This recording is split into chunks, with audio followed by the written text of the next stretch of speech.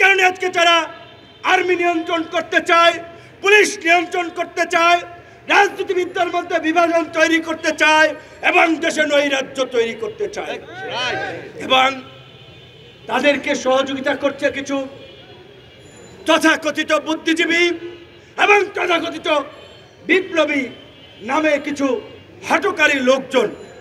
আপনারা দেখবেন, ন্যারেটিভগুলো দেখবেন, বয়ান দেখবেন, বক্তব্য ফলো করবেন।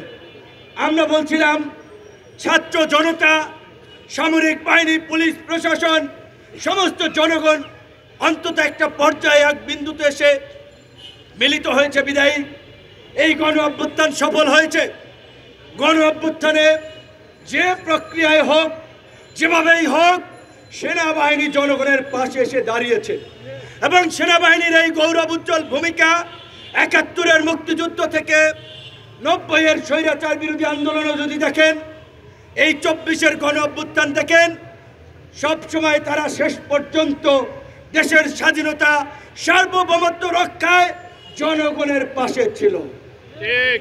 ৭৫-এর ৭ই নভেম্বর সিপাহী জনতার বিপ্লবের মাধ্যমে জিয়াউর রহমান মুক্ত না হলে বাংলাদেশ যেমন একটা সংকটে পতিত হতো, ৯০-এ জেনারেল নুরুদ্দিন সাহেব যদি এরশাদ সাহেবকে, সরি মিস্টার প্রেসিডেন্ট, আমরা জনগণের বুকের উপরে পাড়া দিয়ে আপনাকে ক্ষমতায় রাখতে পারবো না, এই কথা যদি না বলতেন, ৯০-এও ডিফিকাল্ট ছিল গণ অভ্যুত্থান ঘটনাটা। ২৪-এর গণ অভ্যুত্থানেও সামরিক বাহিনী যদি শেষ পর্যন্ত জনগণের কাতারে এসে না দাঁড়াতো, তাহলে দেশে গৃহযুদ্ধ লেগে যেত, রক্তপাত হতো, ওই দক্ষিণ আফ্রিকার বিভিন্ন ব্যর্থ সংঘাতপূর্ণ রাষ্ট্রের তালিকায় বাংলাদেশের নামও যুক্ত হতো।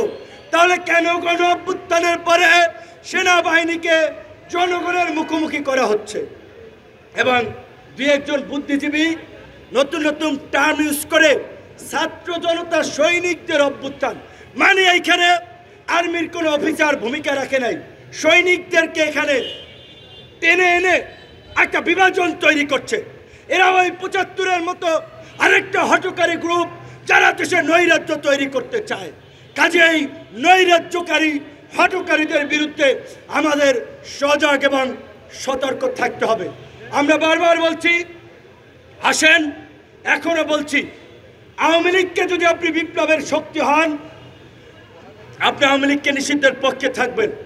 আমরা বলছি সমস্ত রাজনৈতিক দলগুলো যদি ৪ ব্যানার নিয়ে আগামীকালকে রাজপথে নামে, ২৪ ঘন্টার মধ্যে সরকার আওয়ামী লীগকে নিষিদ্ধ করতে বাধ্য হবে। এখন তাহলে দেখা দরকার কারা ফ্যাসিবাদকে পুনর্বাসন করতে চায়, কারা গণতন্ত্র চায়, কারা অভ্যুত্থানের শক্তি। আমার ব্যানারে আসার দরকার নাই, আমাদের দলের নেতৃত্ব আসার দরকার নাই। আগামীকালকে থেকে সব দল ৪ ব্যানার নিয়ে আওয়ামী লীগ নিষিদ্ধের দাবিতে রাজপথে নামেন।